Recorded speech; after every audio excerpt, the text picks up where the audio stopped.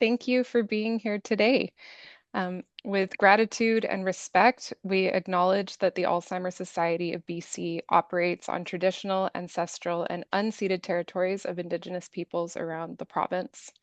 Our provincial office is located on the territories of the Musqueam, Squamish, and Tsleil-Waututh, with regional resource centers located on traditional territories in all regions of BC. My name is Cassandra Van Dyke, and I am a communications officer with the Alzheimer Society of BC. January is Alzheimer's Awareness Month, and we want to ensure people affected by dementia know that they are not alone. This month, we are sharing the experiences of people affected by dementia who have found meaning, connection, and joy after a dementia diagnosis, in part by connecting with us. If you are not familiar with our organization, you might wonder, just how does the Alzheimer's Society of BC support people affected by dementia? Today's webinar will answer that question and many more. With that said, I have the honor of introducing you to our panelists and moderators. Our panelists today are Jen Lyle, Chief Executive Officer of the Alzheimer's Society of BC, Heather Cook, Manager of Research and Knowledge Mobilization at the Alzheimer's Society of BC, and Jyoti Sandhu, Support and Education Coordinator at the Alzheimer's Society of BC. Thank you all for being here today. Our moderators today are Brian Stanley and Zenzi Stanley Jones. Brian and his daughter Zenzi call Prince George home. Brian worked for many years as an education assistant, supporting several students with disabilities to graduate. Brian and his spouse, Penny, were beginning to look forward to the next chapter of their life when Penny began noticing changes in Brian in 2021. He received a diagnosis of young onset dementia 1 year later in his mid-50s. After grieving, Brian decided to continue living life to the fullest by embarking on a lifelong dream to wrestle competitively in Las Vegas. Today, we are very lucky because Brian is joined by his daughter and his wrestling coach, Zenzi. Zenzi is a two-time Canadian wrestling champion and helped Brian prepare for his Vegas match. And today, Zenzi will be co-moderating this panel discussion. Welcome, Brian and Zenzi, and thank you so much for being with us today. Thank you, Cassandra. Thank you. It's lovely. Zenzi and I are very proud to be asked to moderate today. And I think I just want to give you a bit of background how I became involved. Well, my family became involved with the BC Alzheimer Society. In late 2021, I began exhibiting behaviors and change of behaviors and forgetfulness that Penny noticed that I did not. I was quite resistant to that.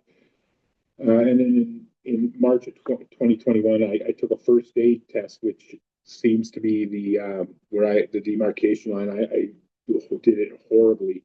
I didn't even pass, but the lady passed me along, gave me my certificate, and I think she's okay. I think the statute of limitations is passed on that. She won't get in trouble. But anyway, something wasn't right. I said to Penny, I don't think this is wrong. And in her famous nursey comment, she said, duh.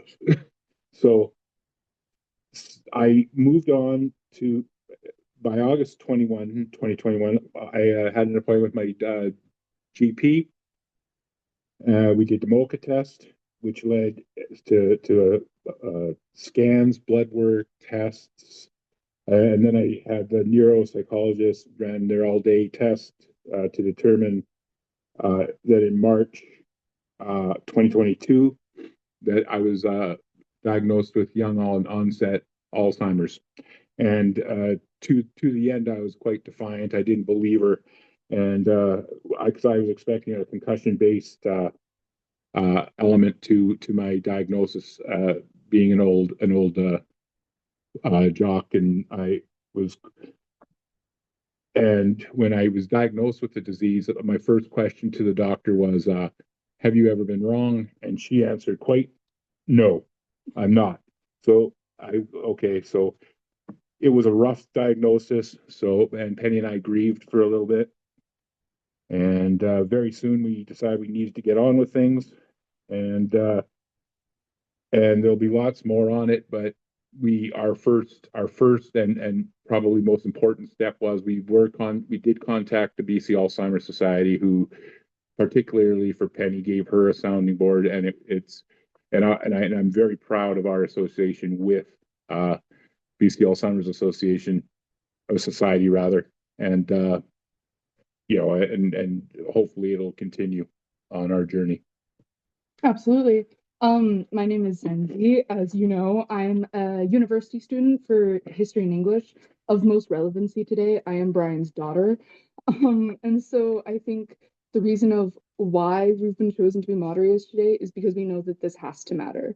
Diagnoses and journeys through Alzheimer's have to matter, both to the people who are diagnosed and the communities around them. And so if there's anything that we as a family and I in particularly can do to support people like my dad and my dad, then that's my highest priority here. And I would just like to put a question out there for people to answer in the chat. How have you engaged with the Alzheimer Society of BC? That's the first question. And the second question would be, what are you curious to know about us? We'll answer any questions that you have. And again, just leave those in the chat.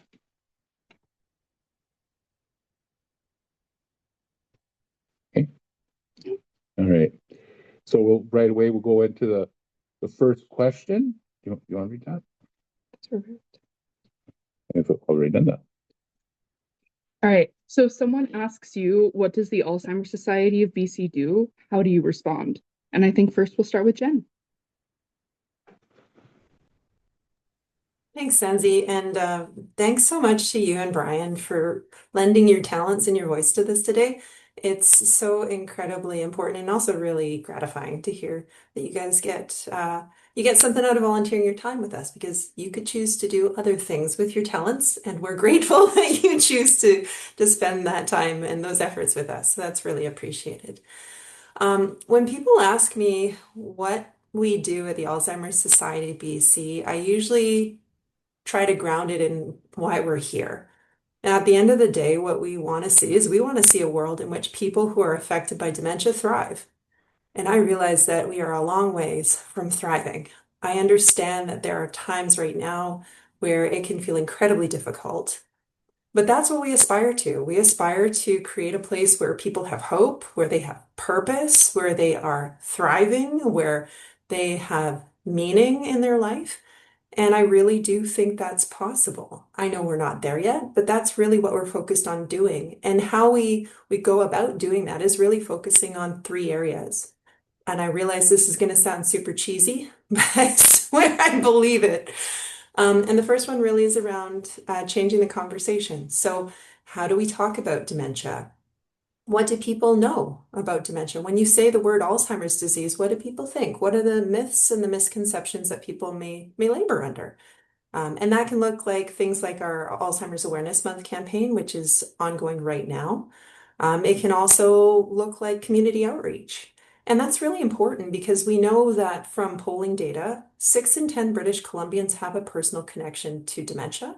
We also know from more recent pan-Canadian polling data that about half of people wouldn't want to know if they were living with a diagnosis of dementia or Alzheimer's disease.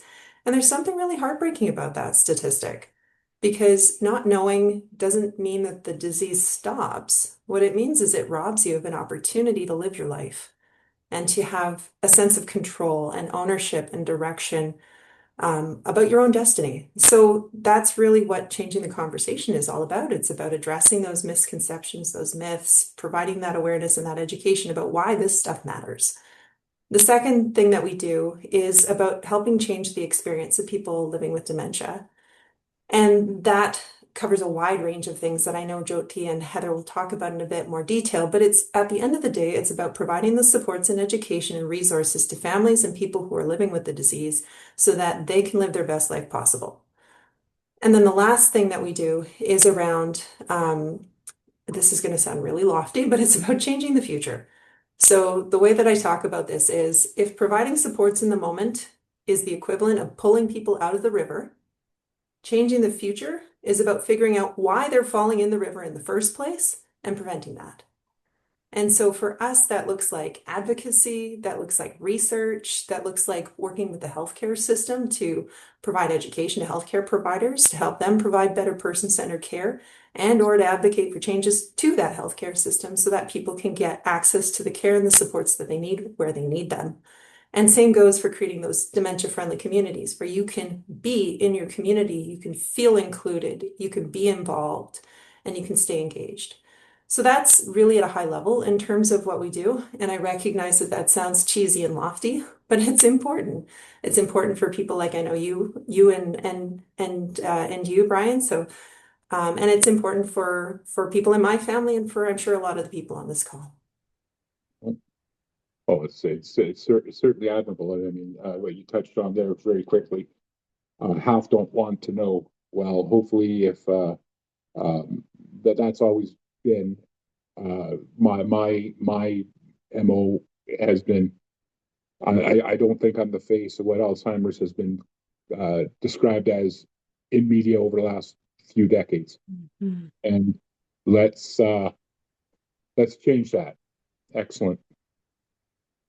Absolutely. Thank you so much. And if we could pose the same question to Heather, if someone asks you, what does the Alzheimer Society of BC do, how would you respond? Well, I want to build on a couple of the pieces that Jen talked about, specifically when we think about changing the conversation and changing the future for people affected by dementia. And here in our research and our knowledge mobilization portfolio, so the hat that I wear, research is really central to those two things. And so for us here in our portfolio, we work with people with lived experience, like Brian, like Sensi, like Penny, when she's with Brian, to champion research that changes both the short-term and the long-term impact of dementia. So when we think about changing the future of dementia, we support research that focuses on risk reduction. So thinking about what are some of those individual and also systemic actions that we can take that can help delay the onset of dementia. We support research that focuses on diagnosis. So, what are some of those strategies to diagnose dementia earlier and more effectively? And we know as more treatments start to come on the market and that can change the progression of the disease, that early diagnosis is so important. We also support research around treatment, care, and support that facilitates that discovery of and promoting evidence-based enhanced approaches to treatment and care, inclusive of all of the stages of the dementia journey. And so we mobilize knowledge to raise awareness of what those latest advancements in dementia research are. And then we work really hard to kind of facilitate these meaningful interactions between researchers and people affected by dementia. And one of the things I think we're most proud of in our portfolio is the way that we champion the meaningful engagement of people with lived experience in research. So, really helping researchers understand and folks who are affected by dementia as well, that there's more to being involved in a research study than simply being a research participant, than being a point or a piece of data, but actually elevating that to how do we engage in a really meaningful way? How is there a role to be had as a co-investigator or a collaborator, and really encouraging people to participate to the degree to which they're able. And several times a year here at the Society, we host a series of research luncheons that bring together researchers and working in the field of dementia, people affected by dementia, and then other community organizations to share some of the insights and to discuss where those research priorities might fall, and really thinking about how we strengthen dementia-related research across the province. And I'm so pleased to say that Brian and Penny have been engaged with us when we've hosted the research luncheon up in Prince George, and how central that is to researchers to hear the perspective of people with lived experience. And then each year, we also engage with people with lived experience. And again, Brian and Penny have worked with us on this when we think about which research projects should we actually fund. And so helping us to identify when we've got a number of applicants on the table where that money should be directed. Yeah, yeah, thank you. I just made a note, just going to point out, yeah, Penny and I had attended when you were at UNBC, and that was an incredibly, I thought, productive afternoon, and it did make me feel like I was indeed having a true voice in the discussion, and I think I thanked you then, but I'll thank you again for that opportunity. Yeah, those services and especially that inclusion has been really view changing throughout this entire process. Thank you, Heather. That was fantastic. And now on to Jody. Same question. Hey, thank you, Zenzi, and thank you, Brian. So I'm just going to build a little bit about what we do at the Society in terms of programs and services. The Alzheimer Society of B.C. is a non-for-profit organization that supports people living with dementia and the people who care for them. So we don't provide medical care or a diagnosis. That's the role of the health authority. Instead, we focus on education, such as learning about the signs and symptoms, how to keep the brain healthy, understanding communication and behaviors, and how to be a dementia-friendly community members. And these are just a few different topics that we explore. We also provide emotional support. And I just want to clarify that we don't do counseling and we are not a crisis line. Rather, we empathetically listen to the individual's concerns and provide them with education, information, or guidance in their dementia journey. Sometimes clients tell us that we're filling that gap that their doctors or other healthcare providers cannot fill by being able to just listen to them about their concerns and provide that guidance and support that's needed. And just being available on the dementia helpline to be able to answer those burning and important questions. We've been told that because of this, they don't feel alone in their dementia journey. I just want to expand a little bit more about our community services and programs that are offered at the Alzheimer Society of B.C. Through our community services and programs, we help people understand dementia. By understanding dementia, people living with dementia and caregivers are able to understand how one can then live well with dementia. Sometimes it's just a small reminder of what's happening in the brain, such as, for example, the hippocampus is deteriorating and that causes the short-term memory loss. Sometimes these moments are just aha moments and can really help to frame the care and understanding that's needed. We also help individuals to navigate the system and plan for the future, such as reminding them about enduring power of attorney or representation agreement. Other times, it could be motivating them to advocate for themselves and their loved ones for the support that they need. Sometimes this could look like introducing them to other community organizations that could support them, such as if they need meal services or home support. Most of our programs and services are offered at no cost, including First Link, the First Link Dementia Helpline, caregiver or early stage support groups, coffee and chat, and education. The only exception is Minds in Motion, which has a small fee to cover the fitness instructor. And some of these programs are also offered in different languages. An individual can also browse our website for information in multiple languages. Ultimately, our role is to walk alongside individuals and families and to help them live well with dementia. Yeah, yeah. I mean, we've taken advantage of particularly the advice on power of attorney and then getting our paperwork in order. We did that quite quickly in the journey, so it was out of the way, and that was again through support from the society. It was fantastic. So thank you, Jyoti. So the second question we have for you is: many people aren't sure if they should call the First Link Dementia Hotline. Who can call, when, and why? And Zenzi, do you want to touch on one? Absolutely. I don't have as much information on those first two logisticals, the who and when, but I have a lot of information on the why. The dementia helpline was probably the first call my mom made straight out of the room getting the diagnosis, and it was the best place that they could have called to touch base. And that first call was obviously the hardest. It got easier every time reaching out. But it was incredible because this was the only place that calls to check in, especially checking in with care people and family around my dad, not just with him his health. Especially like speaking as an adult child who lives out of the home, in university without a car, that college kid experience. It is so relieving and brings me such gratitude to know that my parents have these resources that are accessible to them and that run independently of their children and family members. It's been hugely, hugely relieving in that way. And it allows for a lot of freedom within life. I work away for the summer to pay for school, and that in large part is possible because of resources like this that I feel and can recognize are supporting my family in times like that. But for more of those kind of logistical questions, I would pass it over to Jen. Same question. How many people aren't sure if they could call the First Link Dementia Helpline? So who can call, when, and why? That's a great question, Zenzi.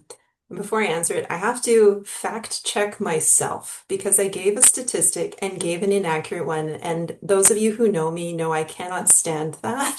So I will fact check myself. I misspoke. So it's a quarter of people, 1 in 4 Canadians, wouldn't want to know if they were living with dementia or some other form, a That's form of still, cognitive impairment. that's However, still a huge number. Sorry for interrupting. That's still a huge, huge number. no, you're right, Brian. It absolutely is a huge number. And to your question, this is where it's relevant, Zenzi. About half of Canadians, that's the one I mixed up, about half of Canadians wouldn't know where to turn to if they were faced with a diagnosis of Alzheimer's disease or another form of dementia. So to answer your question, why call, or who should call? If you're not sure you should call us, call us. It's the simplest way to put it. We get calls from all sorts of people in all sorts of situations, from all sorts of different communities. I was looking at the stats from last fiscal year. We had over 4,500 contacts, so either through email or by phone, people asking questions. First Link more broadly, the previous year, we provided support to people in over 420 different communities, and that's across BC, the Yukon. We even get some folks calling us from different provinces in Canada because they're supporting somebody here in BC, for example. So Zenzi, great example of like the family member who's lives out of the home but is supporting parents from afar. So the long and the short of it is, if you're not sure, just call us. It's a free service. Um, and there's no question that's too small or too silly. We have people who call because they saw something on the news and they want to know more about it. We get people who call because they're curious about taking care of their brain health. We get people who call who have very specific questions about their family members saying, hey, I'm dealing with XYZ situation. Can you give me some guidance in terms of how I can approach it? We get people who call who have no personal connection to dementia whatsoever, but are just curious. And we even get people who work in healthcare, who call us who have questions. Either they want to know more about what we can offer the people that they're supporting, or they have questions for their own practice that they need a resource to go to ask. So really it comes down to no question is too small or too silly. If you're not sure if you should call us, just call us. Beautiful. Thank you so much. And I would love to pass that on to Heather. Same question. Who can call the dementia helpline, when and why? Right. Well, I want to pick up on something that you said, Zenzi, which was for your mom that first call was the hardest call, and we know that. And yet, also thinking about what Jen said, when we would prefer not to know or we don't want to have the conversation, not having the conversation, not making the call is not going to change that progression of the disease, right? The disease isn't going to go away. It's not going to change your diagnosis. So, reaching out early is so important. And calling the helpline, making that first step. And I think there was a question in the chat that I saw. It's like you don't need a referral to make that call. Anyone can pick up the phone and call the DHL. And it's not just for people affected by Alzheimer's disease. Sometimes can be a bit misleading, given that there were the Alzheimer Society of B.C., but it's really for any form of dementia or mild cognitive impairment. Now, as Jody mentioned earlier, the Dementia Helpline, it's not a counseling service or a crisis line, but it can be that first point of contact to ask questions and to access the support and to open things up to this community that exists, a community of professionals, of society staff, a community of peers. And I think Brian, you could probably speak to that, where you're like, you're not alone in this journey, right? We are here to be your guide, and calling the helpline is one way to kind of open that Pandora's box of wonderful services. So our trained staff are ready to answer questions on a variety of topics, and these can include things like some general information about dementia, around getting the diagnosis. What are some of the things that I might need to have ahead of my appointment with the doctor the first time I go in? What should I be asking the doctor? What sort of things should I be thinking about or reflecting on before I go in? Um, Questions around personal planning, thinking more long term. What are some things I might need to get in place in terms of power of attorney or those sorts of things? What are some ways that I can support my family member, be it a spouse, be it a parent, to maintain independence? What are some strategies that I could use? What are the resources that are available in our community? I think so often we hear that from people, is that there are a lot of resources out there, but it's hard in today's world to find one spot where all of those resources are listed or located. But we can certainly support you with that and get you started with that. And then there's also the resources that we have that, Jyoti mentioned, the support groups, the education workshops. And then also thinking about how we can be a dementia friend in the community. So, how can we make our organization or our community more dementia friendly to support, folks like Penny and Brian and Zenzi and families who are navigating this journey? So, as Jen said, not worrying about your question. Our staff have heard it all. And I want to really emphasize that, again, rarely, if ever, do people say, I should have reached out later? But we frequently hear people say, I wish I'd reached out earlier. So make that call. Right, and that's the thing about this is it's so at first it seems so isolated. You seem so like I'm the just like virtually any other thing. I'm the first one ever to go through it, and then as soon as you make the call, uh, and in Penny's case particularly, she often exalts this as like that was the in this entire journey. The first call was probably her phrase that she uses all the time is game changer. It was a complete. It gave her a sense of first off she wasn't alone because it's her job. I think is probably going to be the hardest one moving forward. But and it's been like the helpline particularly has been fantastic for us. Absolutely. Again, just like especially as a young person, having a place to ask questions without having to put that load on my parents who are already going through it is just phenomenal. All right. Thank you so much, Heather. Same question to Jody. Hey, thank you, Zanzi. So Jen and Heather have done a great job of the who, when, and why. And so I'll kind of dive a little bit deeper into this. So the First Link Dementia Helpline is offered in a couple of different languages. So English, Punjabi, Hindi, Urdu, Mandarin, and Cantonese. A key part of the service is providing culturally relevant support. For some callers, this means being able to speak in their first language, which can be critical for older adults or care partners who aren't comfortable communicating in English. Sometimes they're just not able to articulate what they're trying to feel, what they're trying to say, or what they're trying to feel at that moment. But it's also very valuable for adult children or caregivers who do speak English, yet they want support from someone who understands their cultural values, family dynamics, and expectations around caregiving. I'll go over a couple of examples that I received on the South Asian Dementia Helpline, but these are also pretty relevant to the English-speaking Dementia Helpline as well. So I once received a call from an adult grandchild who was supporting his parents and grandmother in taking care of his grandfather who was diagnosed with dementia. This adult grandchild was just so relieved when he called that I could understand his circumstances. And again, we spoke in English. They were having trouble explaining to their grandfather that he cannot go home to his parents, so his home and his parents being in India. His grandfather repeatedly told the family that his parents needed him and he needed to take care of his parents, the house, and the farm, and that he didn't know who they were. So we spoke about when his grandfather came to Canada, which was in the 50s. So he was in his 50s, early to mid 50s. And he shared that his grandfather's parents had passed away well before this time. So I was able to give him a little bit of education. So I discussed the age line with him. And with the age line, we figured that his grandfather was probably in the 30s or 40s when all of the responsibility fell on him. We also discussed that if the family informed the grandfather about his parents passing away or that they had passed away, he would receive this news as though he'd heard it for the very first time. So we discussed connecting with the feelings, the anxiousness, that worry, and that fear.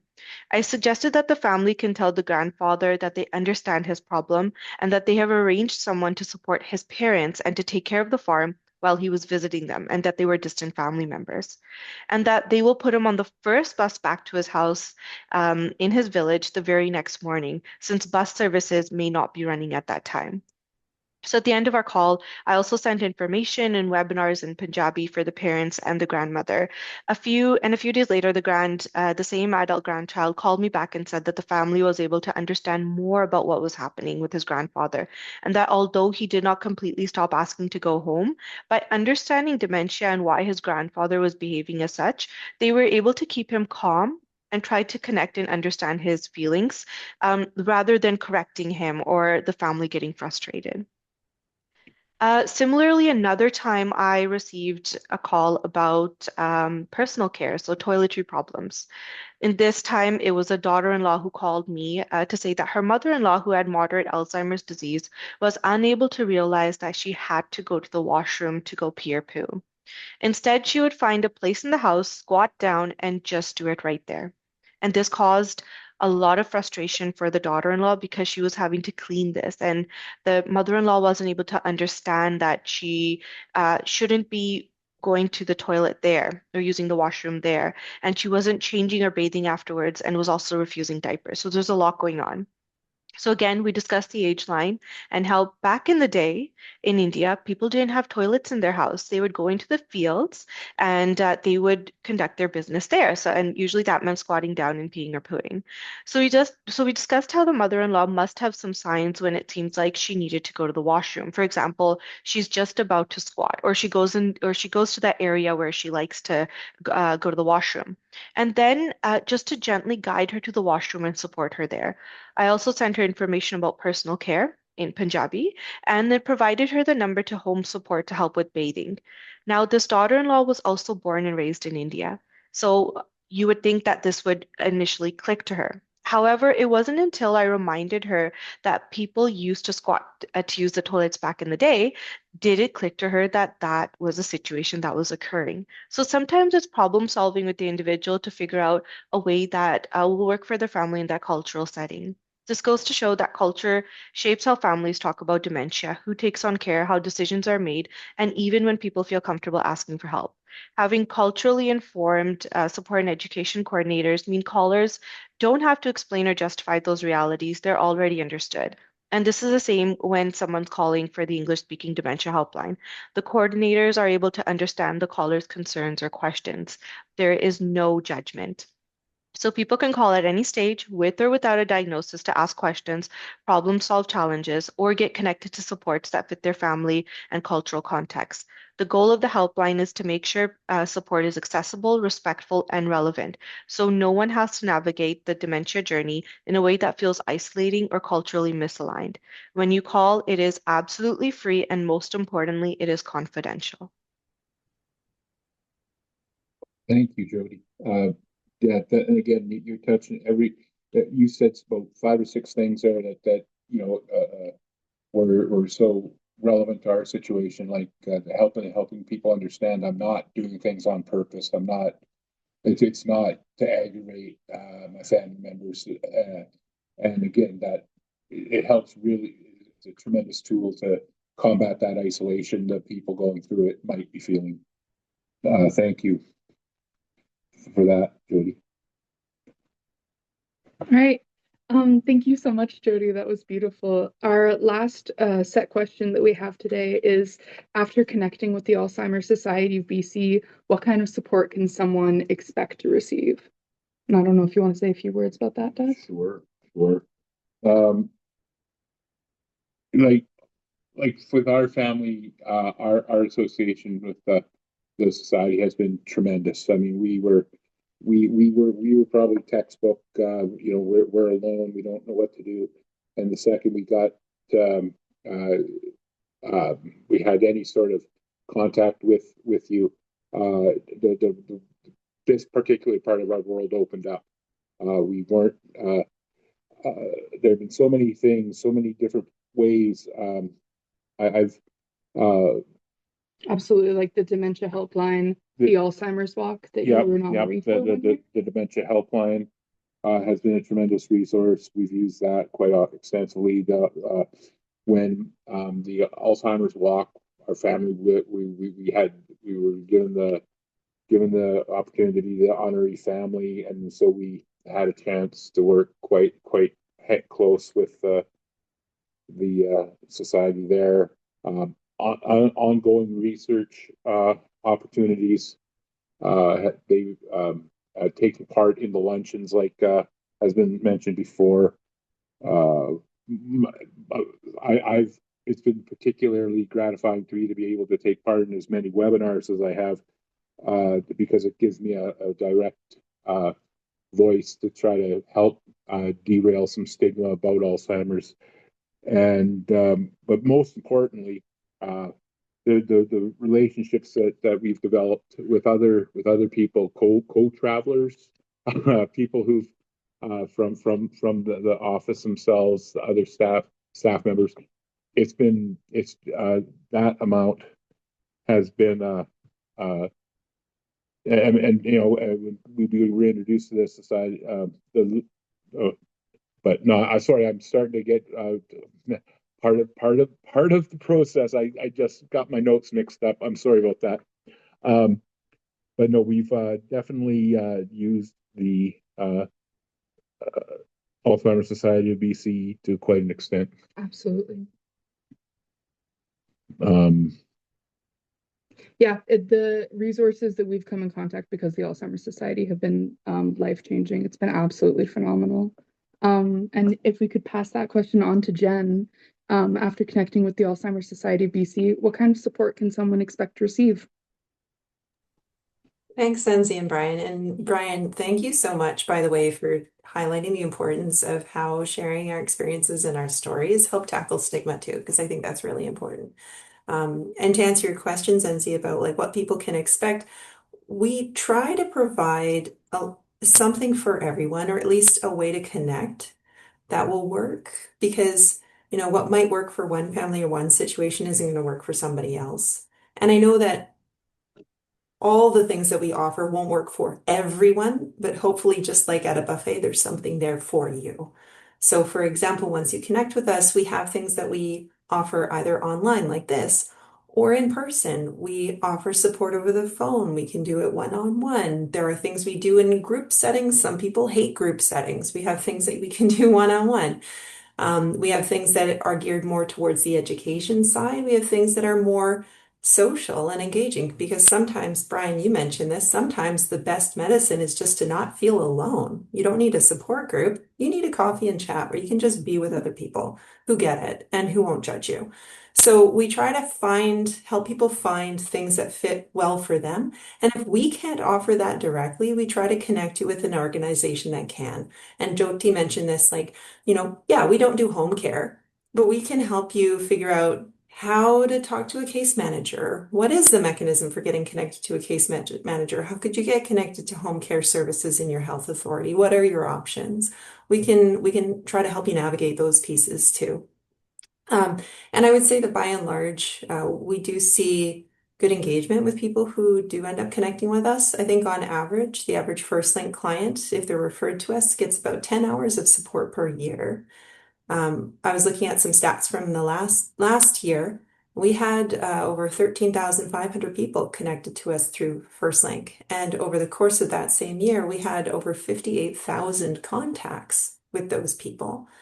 So really what we're trying to do is help you find the things that are going to be relevant for your situation. And if we can't provide it for you, helping you find the pathway to access it through another organization. Beautiful. Thank you so much, Jen. Yeah. And then same question to Heather. After connecting with the Alzheimer Society of B.C, what kind of support can someone expect to receive?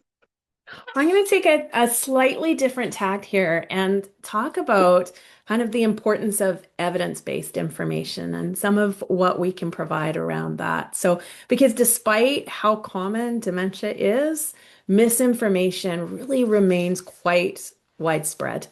And so when information is not grounded in evidence, the consequences can be very real. People may delay seeking a diagnosis, they may miss opportunities for support, or assume that nothing can be done to improve quality of life when we know that it can.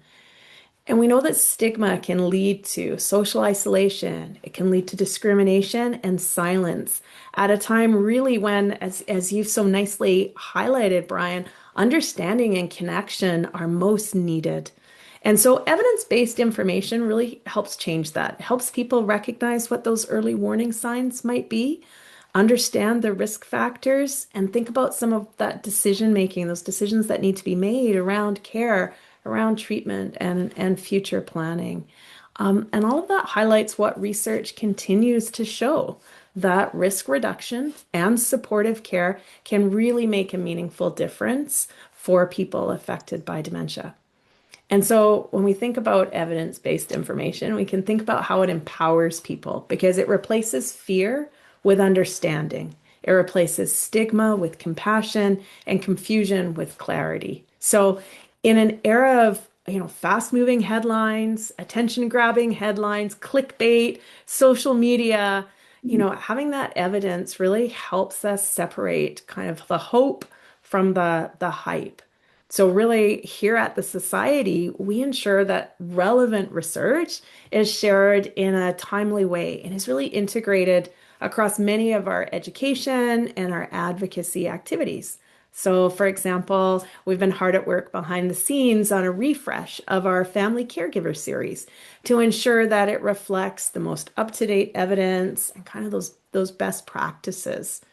We host regular Research Connects webinars, which feature researchers, and gosh, there's a slew of them here in BC, and sometimes further afield, we'll invite folks on to help keep the larger community abreast of some of those developments in the field. And you can find those on-demand videos on our website. So you can go back and view at your leisure, and you can find those at alzbc.org, so alzbc.org. Thank you. Thank you, Heather. Yeah, I want to touch on, you said the importance of clarity there, and I think it works so well in tandem with what Jen was saying about building community and connections and knowing you're not alone and having spaces where we can be in community where clarity is inherent. There's those shared experiences and we're all on the same page. Those have been phenomenally helpful for Brian and our family. Yeah, and I do also want to, your use of the term evidence-based. Like we all know there's a lot out there. Like if I ate some guy, I'm just making this up, but if I ate 14 pounds of prunes a day, my Alzheimer's will be cured. Well, and there's a lot. Unfortunately, there's a ton of unsolicited advice. Someone who's as open as I have been um, gets on a regular basis. And this caused it. No, that caused it. No, you should do. But anyway, but having the evidence based component like that, it's not as it's not as sexy as eating prunes, but it's not as miraculous, but it's real, and that's such a valuable thing for everyone going through the journey. Yeah, Thank you. absolutely. And then last but not least, if we could pass that question on to Jody, after connecting with the Alzheimer Society, what kind of support can someone expect to receive?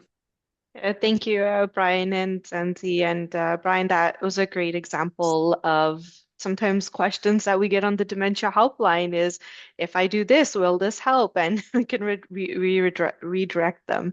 But people can really expect personalized and ongoing support that evolves as their situation changes once they're connected with the Alzheimer Society of BC. So generally, the first point of contact is either through the First Link program, which connects individuals and families to a consistent point of support. So not just that one-time call. First Link staff take the time to understand the person's unique circumstances and help them to navigate the dementia journey over time, whether that's providing the information, education, emotional support, or directing them to programs and community resources, just like some of the examples that I just spoke about. One thing that I haven't discussed yet is the difference between First Link and the First Link Dementia Helpline. I'm sure us throwing these terms around might be a little bit confusing, but the Dementia Helpline is a general entry point for questions and support. So you can reach us at anytime between 9 to 8 on Monday to Friday. That's for the English-speaking Dementia Helpline. And you may reach a voicemail at times, but messages are always returned. And it's also where you can register for or inquire about programs and services. First Link, on the other hand, is where we provide those personalized and ongoing support when someone's connected. We also provide a lot of support, such as the support groups, the education, the coffee and chat, and Minds in Motion. And these are provided through a mix of in-person, virtual, and phone-based programming, which allows us to reach people across British Columbia and the Yukon, including those in those rural or remote communities. This hybrid approach also helps us ensure support is accessible regardless of location, mobility, or comfort with technology. And as discussed before, many of our programs and services are provided in different languages, and then they're catered to be culturally relevant.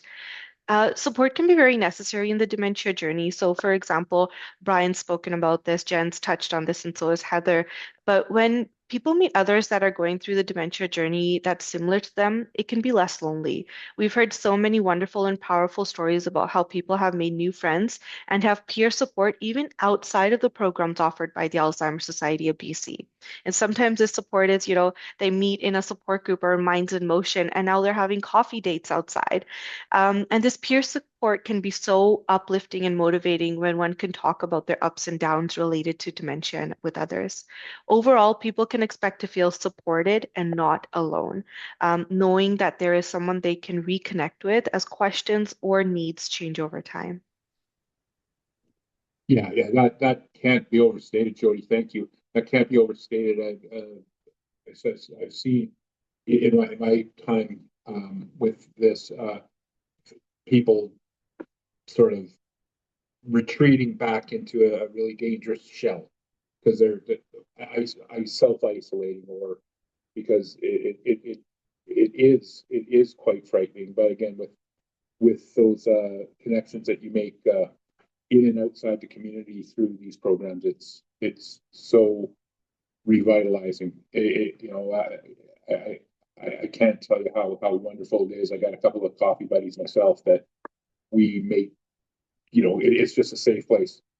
It's not like we don't have to hide that we've got dementia. We don't have to hide that we have Alzheimer's. But we're just some guys giving our 2 cents about things that are going on in the world, right? And it's just terrific.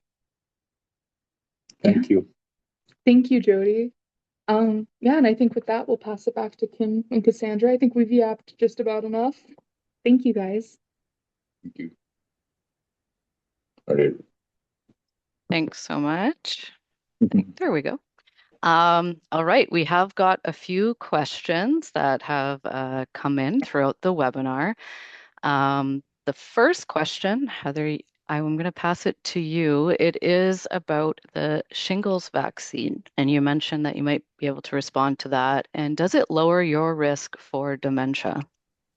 No, thanks, Kim. Yeah, such an interesting question, and that has been in the news a little bit on and off over the last couple of years. And so there is some evidence and some fairly robust evidence suggesting that there is an association between having the shingles vaccine and a reduced risk of dementia. Now, it's important to remember that an association is not the same as cause and effect. So we don't know that directly going out and getting the shingles vaccine reduces your risk, but there's an association there. And this came about from a a really kind of interesting study and a natural experiment, if you will, that was done in Wales, where there was a policy decision made that folks of a certain age who were older were not going to be eligible for the shingles vaccine, and folks who were underneath that age cutoff were going to be eligible. And so you could argue that folks who were, a month, 2 weeks, a month, 3 months, either side of that cutoff really didn't differ in terms of experiences or things that may have happened to them. And what they found was that the folks who had the shingles vaccine had a lower risk for developing dementia. And we see that that tends to be a bit stronger in females as opposed to males, which is quite interesting. But that researchers suspect might have something to do with females having perhaps a slightly stronger immune response to that vaccine when it's given. So I think what it does tell us, I don't think anyone should be running out to get a shingles vaccine solely for the prevention of dementia. But we know that you have shingles vaccine because shingles can be a very painful condition. And an added bonus is that, there may be a protective factor in there as well. So, Thank you so much for that response, Heather. Another question was around our early stage programming. So one of the participants is about to join a caregiver support group and is interested to know a little bit more about support groups for people living with dementia. Jyoti. I can answer that question. Thank So you. we do have support groups for individuals in the early stages of their journey. And they take place either online or in person.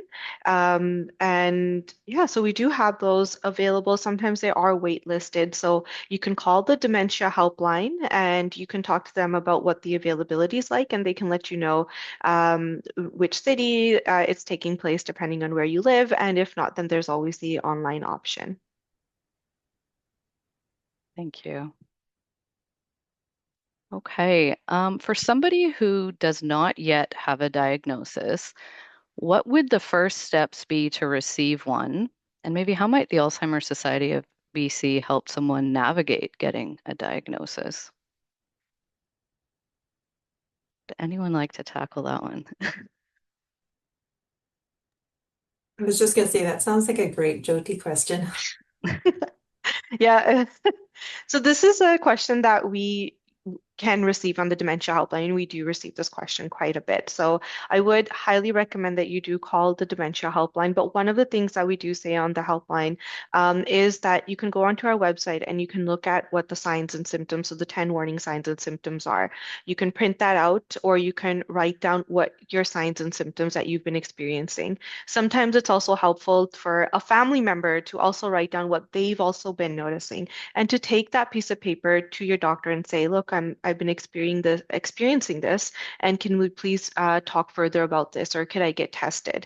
And then to learn more about that, again, you can call the Dementia Helpline. I would say the first step is call the Dementia Helpline, and the second step then would be to speak to your doctor. And I'll just add to that too.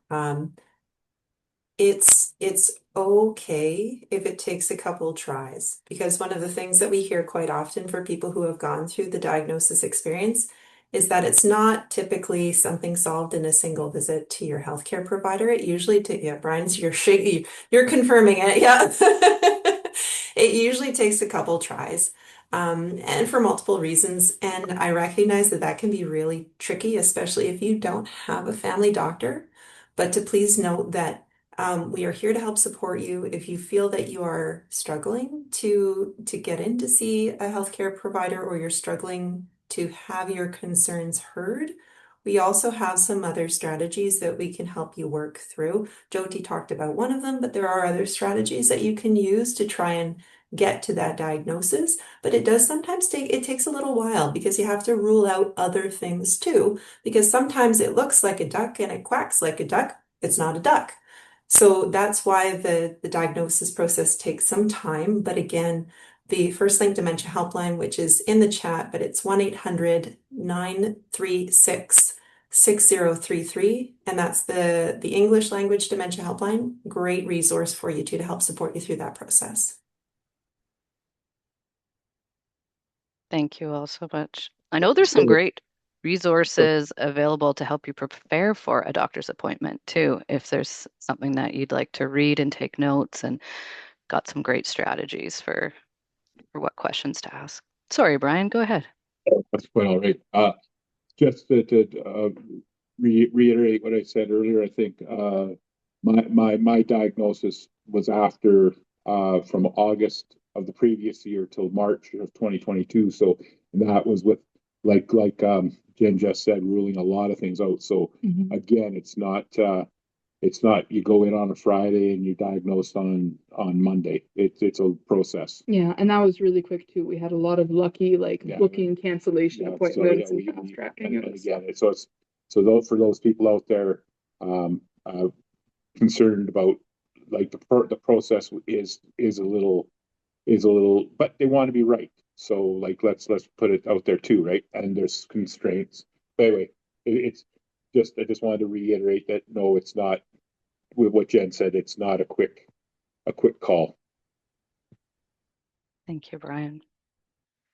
Sort of a second parter to that question. If you're just going through the process of getting diagnosed or very newly starting this journey, what are some other things that you would recommend doing right at the beginning? Maybe an education session, or what can help people feel prepared? Yeah, I'll answer this question. Again, another dementia helpline type of question. But one of the things that I would recommend is learning about dementia. So, what is dementia, right? That's, we have webinars, we have pre-recorded webinars that people can look into. We have pamphlets that are online. You can call the dementia helpline. You can come in person to one of our educations and you can talk to somebody there as well. You can also do one-on-one sessions as well if somebody's comfortable doing that in person. But one thing that I really like to tell people is look into how you can take care of your brain health. It's never too late, right? I even like to tell individuals that I should be doing it at my age. So it's really never too late. You could be 90 years old and starting to take care of your brain health at that time. So what that looks like is looking at your diet, right? Exercising and um, being social, and then taking care of your brain health. So whatever's good for your heart is good for your brain, plus adding in some sort of brain activity, which could be as simple as, it's really funny when I say this, but like you get a grade one or math question sheet, see how many questions you can do and how long it takes you, and then test yourself again, or teach somebody something new, or if you're going to the store to get your groceries, park far away, you get a little bit more exercise in. So it's just those little things that can make a difference, regardless of whether you have a diagnosis or not, right? It's also a way to reduce our risk for dementia. So that's one of the steps that I would say is education and taking care of your brain health. Thank you so much. Okay, we have another question. For someone who may not want to know if they are living with dementia, so are unsure if they want to get a diagnosis, they only see negative outcomes from finding out, what might you tell them? What are the reasons somebody should find out if they're living with dementia? And Heather, I'm going to direct that question to you. Thanks. I think that is such a good question because I think that, this comes back to that stigma that I talked about at the start, and our self-stigma. Sometimes it's, stigma that we experience from others, but also that self-stigma. And in part, that's because of the kind of the stereotypes that we both hold in our own head, but also the stereotypes to which we're exposed. We've got one of our other advocates, Jim Mann, who will often say, like, and describe his encounters where people say to him, you don't look like someone who lives with dementia. And Jim's rebuttal to that is like, well, what should someone living with dementia look like? And Brian's laughing here because I suspect he might have had that comment as well. And I think that's because when we think about dementia, we immediately go to the images that we see that are kind of the wrinkly hands. This is one of the ones that we often see when there's a story that accompanies dementia in the news. It's accompanied by a wrinkly hand or, someone with a cane, or it's not emphasizing capacity. It often emphasizes incapacity. So it's not really surprising then that when we think about getting a diagnosis, like comes with, negative things like, should I really do this? But I think we need to remember that there's a whole lot of living that occurs between the time of diagnosis and between those very much those later stages of the disease when someone may or may not need to go into care. And that's where those supports and programs like those that are offered here at the Society can be most helpful. That's when you can be reaching out to a community and, really working at this, that just because you get a diagnosis does not mean that your life is over. I love Brian's story that he tells around going to wrestle in Vegas. And, that's something that was a lifelong goal of his that he was still able to readily achieve even while living with dementia. And, coming back to also what I said at the start is that avoiding a diagnosis doesn't stop the dementia from progressing. It just delays your access to care, to information, and to support that can improve quality of life. And I think then coming back to what Jen said, is that not all signs of cognitive impairment are the result of dementia or of irreversible conditions. Sometimes they can be things like maybe your vitamin B12 is off. There's something else that could be causing these changes that is an easy fix. So I hate to think of folks who are avoiding going to, get that diagnosis or reaching out to a healthcare provider when it's something that could either be remedied, or even if it does turn out to be dementia, that there are still things that we can do. And then I would circle back to, again, the disease modifying treatments that are now starting to come on the market here in Canada, which have been shown over the course of several years to be able to delay that progression by about 10 to 12 months, which gives people more time to remain in the workforce. It gives people that chance to get down to Vegas and do, wrestle or whatever it is that's on your bucket list. But those treatments, what's essential to them is that they are most effective for people in the early stages. So, you'd hate to be that individual who goes in and to have your physician say to you, if only you'd come to me, a year ago, or if only we were having this conversation a little earlier on, this would have been a wonderful opportunity for you. And we never want to find ourselves in those positions. So I hope I've argued the point there. I feel passionate about that. And I can see Brian nodding as I'm saying that as well. Brian, I don't know if you wanted to, I think you might have some thoughts around that. Oh, I don't know. One or two. I mean, the whole thing. Knowledge is power, right? I mean, holy smokes! If because like I on a mini level, I did prior to diagnosis, not I was starting to waffle or drift because like I knew something was up. I thought something was going on, and it was quite damaging to my relationships with my kids and Penny, and then it's amazing once you get a diagnosis, it's liberating is not necessarily the correct word, but at least it gives an exposition to what's going on, right? Like you're going okay, and then the people around me start saying, well, that's. But as far as like I love that because that's the best way I've ever heard it put that the wrinkled hand. Like holy geez. I mean, like that's the stigma around the state, like, Jim Man, I've seen him on a number of webinars and a number of videos.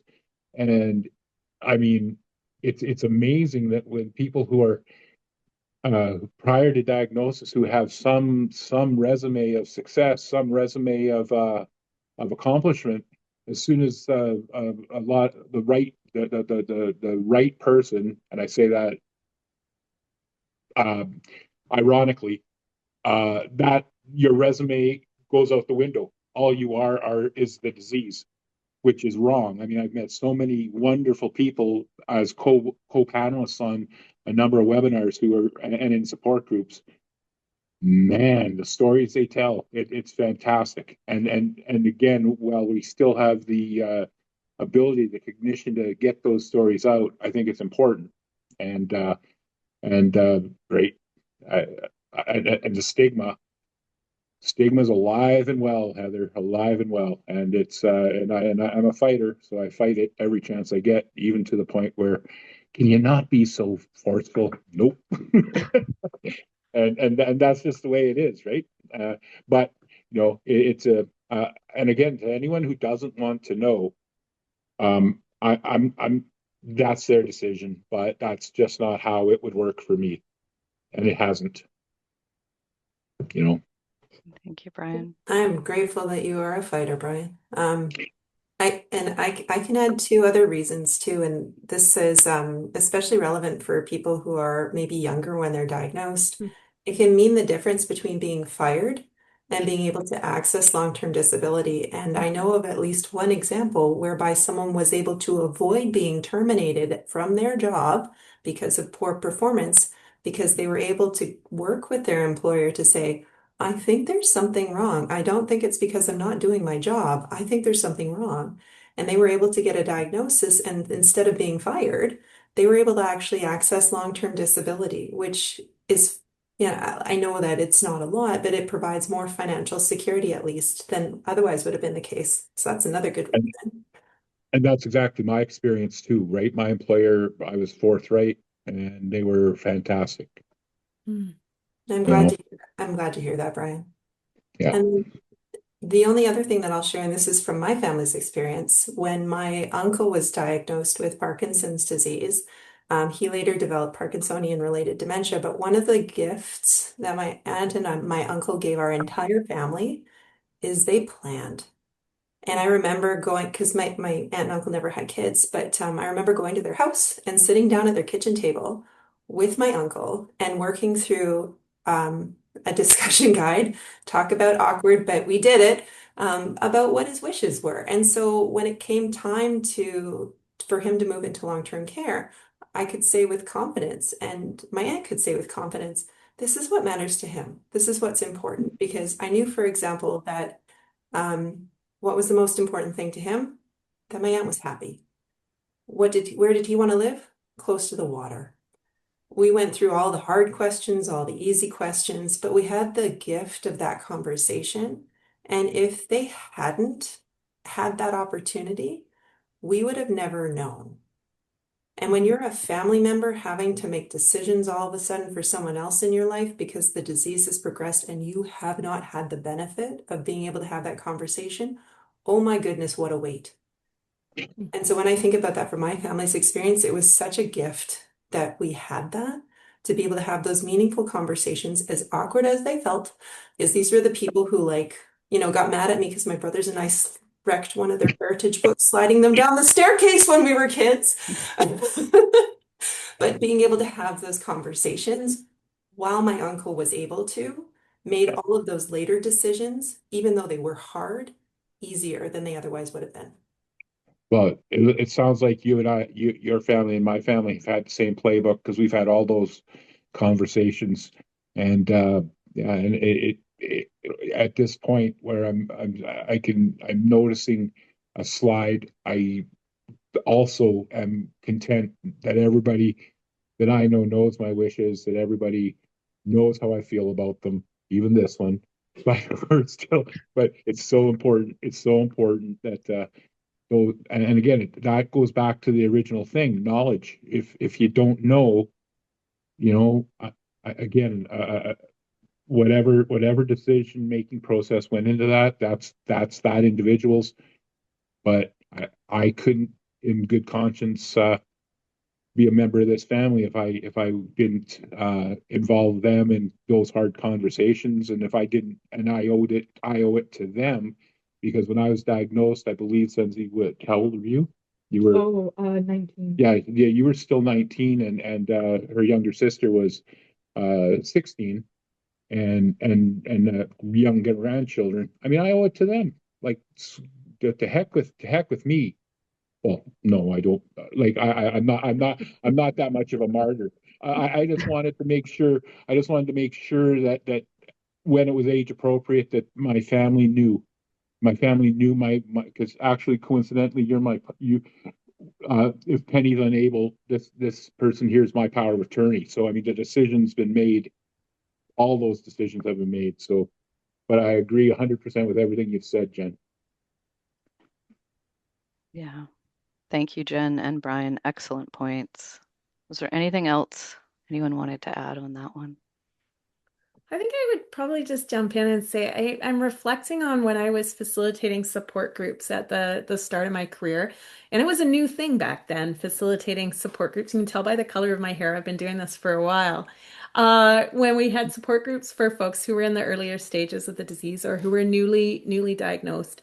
And one of the things that has always sat with me was when they would say, I knew that there was something wrong well before my family member did. And so when we sometimes delay those conversations, we're not actually validating the individual's experience. And so, we can all think of times in our life when we've been experiencing something. And when someone recognizes what we're experiencing and speaks to that, all of a sudden there's sort of that like I feel validated for that. Like I'm not imagining this. Like, is this just going on in well, it is going on in my head, but is this just something that is really in my head, or are other people noticing this as well? And I think that validation piece is really important. And if we don't have those conversations, then we don't allow the space for that. Thank you.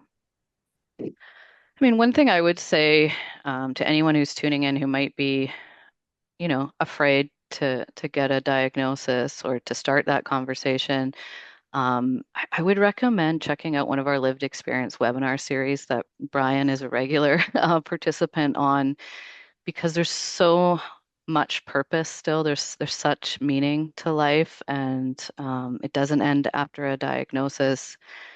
And I've just gotten so much great insight from those conversations. I think it would be a wonderful way just to ease some of that fear. And we host those every other month. Okay. The only other question I see is around how someone might receive a referral to a neuropsychologist. I'm not sure if that's one we can address here, probably through your healthcare provider. Yeah, Yeah. I got my referral through my GP. Okay. Af- Thank you. After the initial MOCA test, right? So Okay. Thank you. All right. There is a question that I think we might have time to address one more. How would you support people affected by dementia who don't live in a big city?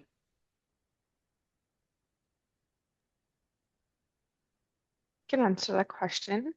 Thank you. So we do offer these programs and services online and over the phone, like some of our support groups, you could call in versus even just being online. And so that's one of the ways. And then the other way is, through the dementia helpline. And then a lot of our resources are on the website. Our webinars, a lot of the webinars are pre-recorded and on the website. Education, you can attend online through the webinars. Minds in Motion, you can attend online as well. So that's one of the ways that we've been trying to tackle that so that we're more inclusive of everyone. Thank you. I will say we have lived experience engagement opportunities that people can access from anywhere in BC or the Yukon. A lot of what we do is virtual, so lots of ways to get engaged. Okay, I am going to turn it over to Brian and Zenzi for our closing remarks. okay. So I'd just like to address like the lived experience program. We were introduced to it by Kim, who's been an absolute um, amazing resource and support for us over the years. And we really think that the and again, if Penny were here, she'd say he's a crier, so don't worry about it. So don't worry about it. We we were introduced to the lived experience program and by Kim, and we it's developed an amazing network of virtual friends. We were we always experience acceptance. We feel like we are not alone, and all the things we've talked about over the last hour or so. Isolation has been fought and defeated, I think, and and I think that my closing thought would be that through the lived experience program, uh, we are hopefully adding to a legacy showing people with a dementia diagnosis still matter, still have worth, and are still here. It's got to matter. Absolutely. Uh, it's just got to matter. Yeah, I think that truly is like the underlined three exclamation marks. It just has to matter. That's the bottom priority. And to make sure that other people are aware that it all matters. It's Yeah, that trickle down for sure. down my face. Yeah, well, you are a crier, so Oh my goodness. Sorry, guys. Thank you. Thank you so much. Yeah, your story absolutely matters. Everyone who shares just the overwhelmingly positive feedback that comes through, how these stories resonate, how they deepen our understanding, how they fight stigma. It truly does matter, and so appreciate you sharing your story so openly with us. Well, it's always a pleasure. It's always a pleasure. thank you so much for having us. Okay, Cassandra, I'll turn it over to you. Yes, thank you so much. As we come to the end of our webinar, I just want to extend so much gratitude to our moderators, Brian and Zenzi, and to our panelists, Jen, Heather, and Jyoti, and everyone else who made this webinar possible. We're just so grateful to all of you for being here today. If you have questions or concerns about dementia, please don't hesitate to call our First Link Dementia Helpline.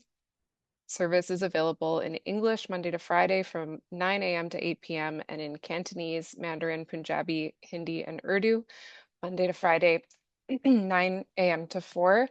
We also have a Yukon helpline, which I realize is not on this slide, but hopefully we can pop that into the chat as well. A link to the recording of today's session will be available on our on-demand webpage at alsbc.org/on-demand within a week, along with an extensive list of other recordings. And just finally, if you're interested in learning more about our Lived Experience Partner Program, please email livedexperience@alzheimerbc.org or visit alsbc.org/livedexperience. Thank you everyone for being with us today.